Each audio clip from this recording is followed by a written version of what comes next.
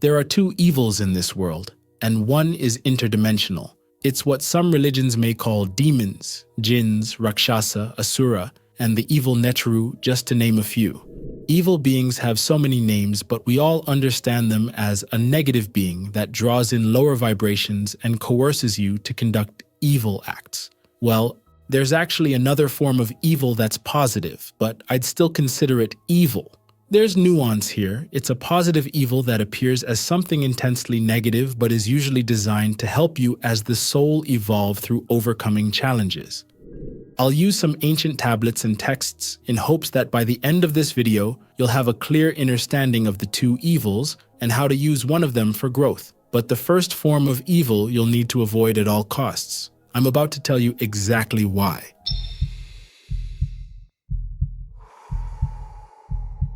In the oldest recorded tablet in human history, the Emerald Tablets of Tehuti, the first type of evil mentioned is the Brothers of Darkness. They aren't metaphors nor psychological projections, but interdimensional, astral, timeless, shape-shifting beings that actively work against human spiritual progress, actively working against our development as souls.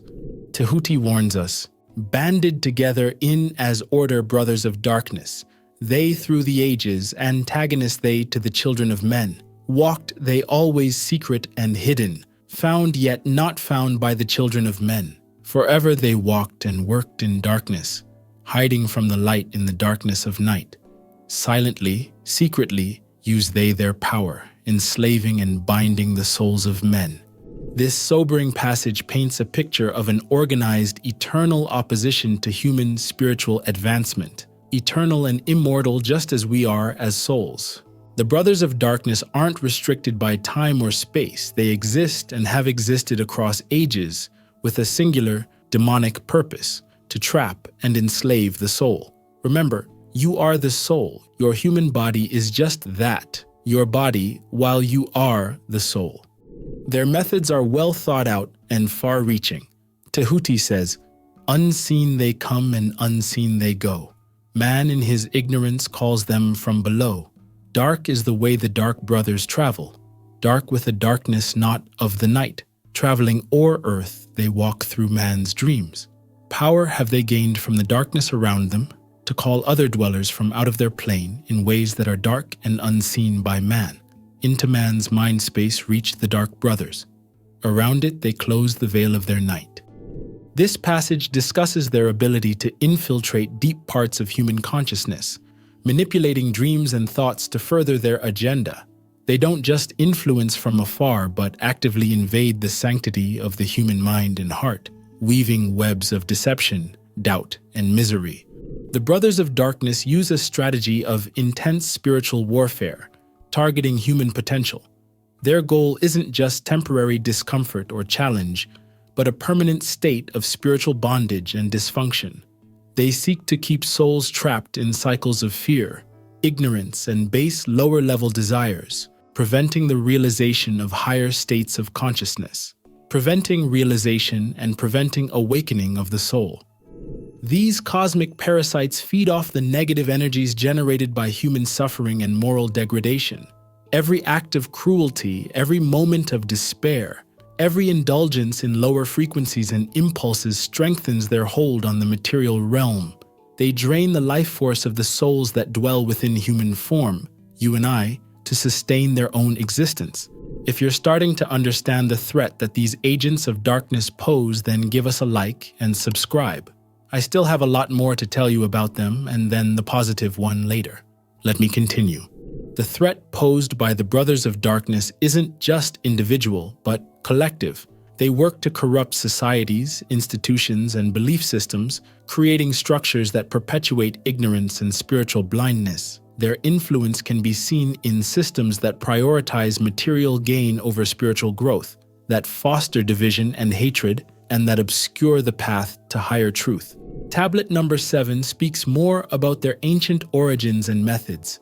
Far in the past, before Atlantis existed, men there were who delved into darkness, using dark magic, calling up beings from the great deep below us. Forth came they into this cycle. Formless were they of another vibration, existing unseen by the children of earthmen. Only through blood could they have formed being. Only through man could they live in the world. This scripture is saying that these evil entities were summoned by humans themselves in a time before recorded history, even though this tablet was written in a time 36,000 years ago, which is also seen as before recorded history. This passage is really a reminder of the responsibility we carry for the energies we invite into our world, into our dimensions.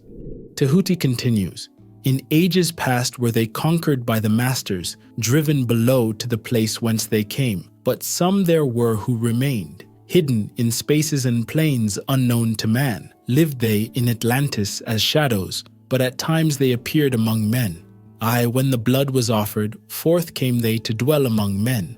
Yes, Atlantis was a real place. The ancient Egyptians and Sumerians held the records and wisdom of Atlantis after their global society and central islands were wiped out.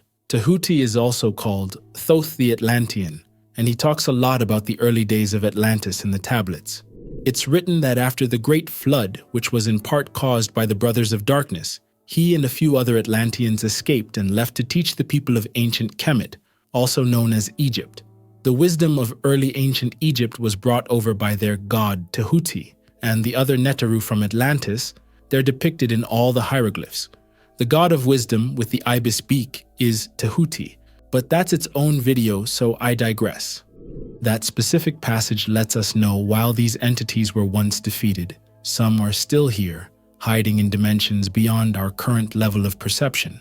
They're opportunists waiting for moments of weakness or darkness in humanity to manifest and exert their influence, and their influence is far-reaching. The Brothers of Darkness are masters of deception, capable of blending in with humanity when it suits their purposes. Tablet 7 then reads, "In the form of man moved they amongst us, but only to sight where they as are men. Serpent-headed when the glamour was lifted, but appearing to man as men among men. Crept they into the councils, taking forms that were like unto men, slaying by their arts the chiefs of the kingdoms, taking their form and ruling o'er man." Serpent-headed, doesn't that sound familiar?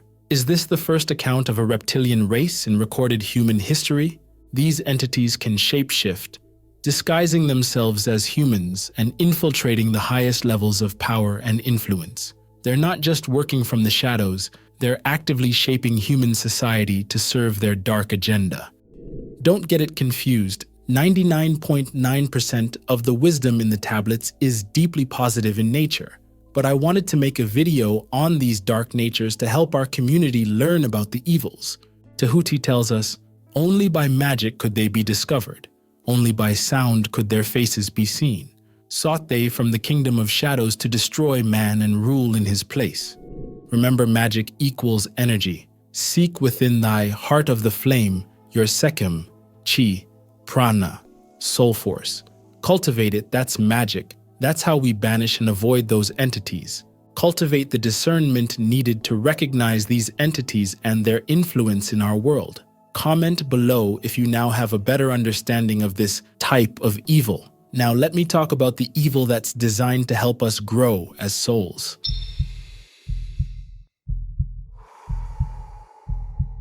In contrast to the Brothers of Darkness, Tehuti introduces us to the Lord of Three, one of 7 cosmic entities. The Lord of Three plays a huge role in all of our journeys as souls, through the cycles of life, death, and rebirth. A lot of this is why it seemed like ancient Egypt was so fascinated with the afterlife, or death. It was actually because they knew that souls are immortal. After all, there is no death for the soul. They learned this firsthand from their god of wisdom, Tehuti, and what he taught on this topic was told to him by the Lords of Cycles. But anyway, unlike the evil Brothers of Darkness, the Lord of Three presents challenges designed not to enslave, but to purify and strengthen the soul. Tehuti talks about his encounter with this powerful being in the Hall of Amenti, which he says is at the core of the earth. "Before me arose a great throne of darkness. Veiled on it seated a figure of night. Darker than darkness sat the great figure, dark with a darkness not of the night. Before it then paused the Master, speaking the word that brings about life, saying, O Master of darkness, guide of the way from life unto life, before thee I bring a son of the morning. Touch him not ever with the power of night. Call not his flame to the darkness of night. Know him and see him, one of our brothers, lifted from darkness into the light. Release thou his flame from its bondage, free let it flame through the darkness of night. This passage reveals the true nature of the Lord of Three's darkness. It's not the corrupting darkness of the brothers, but a darkness that serves as a catalyst for growth and transformation of you as the soul. The Lord of Three's darkness isn't evil, but the circumstances you'll find yourself in will seem dark and evil, which is why his tests and his influence we consider one of the two evils. But this is the one that must be used for positive growth because that's his intention anyway. Its influence is a necessary contrast that allows the light of consciousness to know itself more fully. In tablet number 2, the Lord of Three explains his role.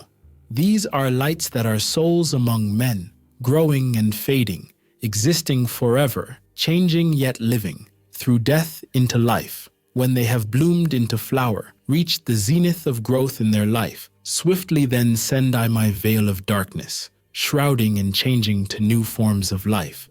He's saying that as you're doing well and growing as a soul, he will then present you with challenges that seem wicked and unfair, those setbacks we face in life. But far from being punishments or obstacles, these are opportunities for growth and evolution. Just as a muscle grows stronger through resistance, you and me as souls grow stronger through overcoming challenges. The Lord of Three further elaborates on this process of soul evolution. Steadily upward, throughout the ages, growing, expanding into yet greater flame, lighting the darkness with yet greater power, quenched, yet unquenched by the veil of the night. So grows the soul of man ever upward, quenched yet unquenched by the darkness of night. I, death, come, and yet I remain not, for life eternal exists in the all, only an obstacle lie in the pathway, quick to be conquered by the infinite light. Awaken, O flame that burns ever inward, flame forth and conquer the veil of the night.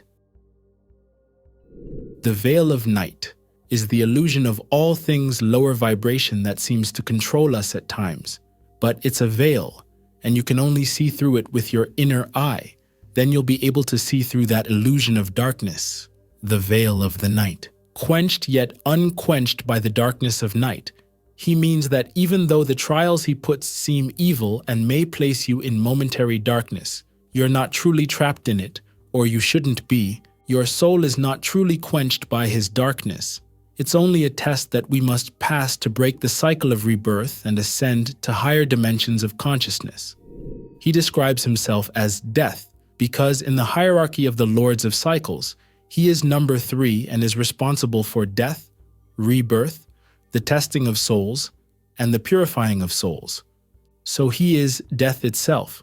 Again, he's saying that he's only an obstacle, I in the pathway, quick to be conquered by the infinite light. This is why I love the tablets. It's very straightforward while being high level and mystical at the same time. His trials are tests, challenges designed to purify us as souls. The Lord of Three's aspect of death is not an end but a transition, a catalyst for our eternal growth and expansion. There's so much nuance here. The Lord of Three doesn't create suffering for its own sake. No, this entity presents us with specific experiences that push us to our limits, forcing us to expand our consciousness and tap into deeper reserves of strength and wisdom. These challenges are not random. They are tailored to your specific journey as a soul and your current level of evolution. Also, the Lord of Three operates on multiple levels simultaneously. On the personal level, it manifests as the challenges we face in our daily lives. On a collective level, its power is seen in the trials faced by societies and civilizations. You're not just passively experiencing these challenges, you have the power to actively transmute them.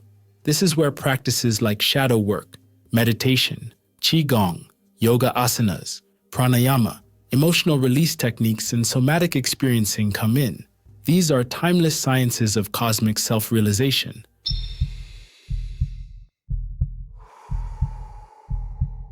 Understanding the difference between these two types of evils is important for walking the path of a mystic, the path of spirituality.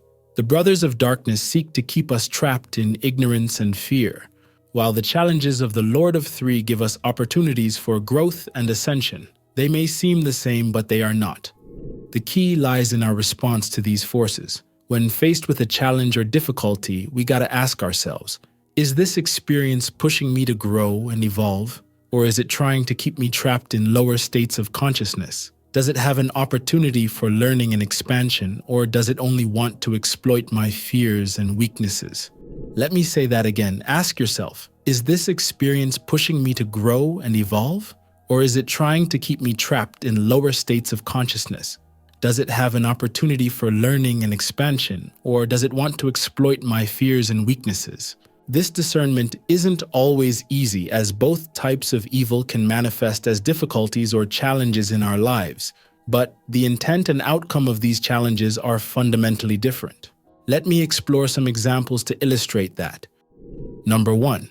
Synchronistic setbacks. Imagine you're about to start a journey that you believe will advance you spiritually. All of a sudden, a bunch of obstacles, your car breaks down, your flight is canceled, or you fall sick. These could be seen as mere inconveniences, but from a metaphysical perspective, they might be A challenge from the Lord of Three, testing your resolve and forcing you to find creative solutions, ultimately strengthening your will and adaptability, which in turn strengthens your soul force, your chi, which is beyond the human body. Or is it B, an attempt by the brothers of darkness to discourage you from your path, playing on your fears and doubts to keep you in a familiar, comfortable state forever? Which one? How do you respond? Think.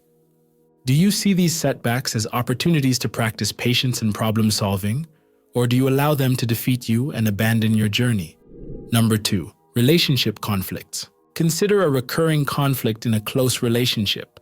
On the surface, it might seem like a purely negative experience. However, A, if it's a challenge from the Lord of Three, it might be pushing you to develop more empathy, improve your communication skills, or confront and heal old wounds.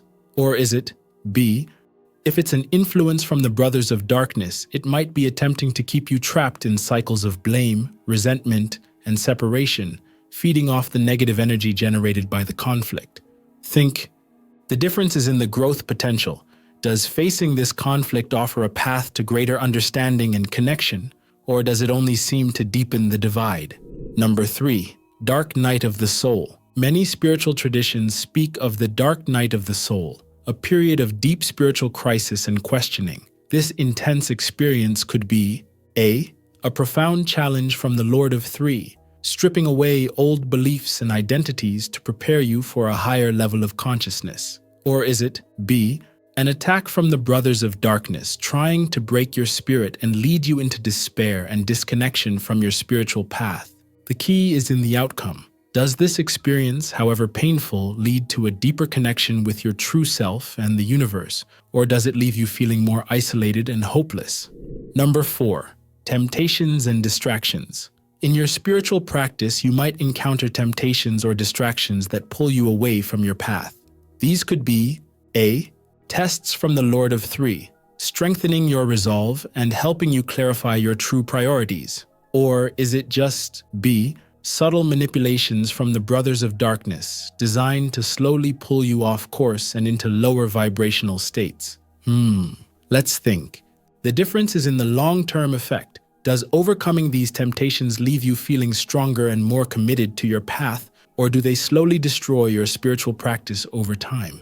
Number 5. Psychic or energetic attacks. For those sensitive to subtle energies, you might experience what feels like psychic or energetic attacks. These could be A, intense purging experiences orchestrated by the Lord of Three, forcing you to confront and release deep-seated fears or limiting beliefs. B, or actual attempts by the brothers of darkness to weaken your energy field and make you more susceptible to negative influences. Think. The key here is in how you emerge from these experiences. Do you feel clearer and stronger after processing the energy, or consistently drained and vulnerable? Take some time to watch this part of the video again to write things down. Really think.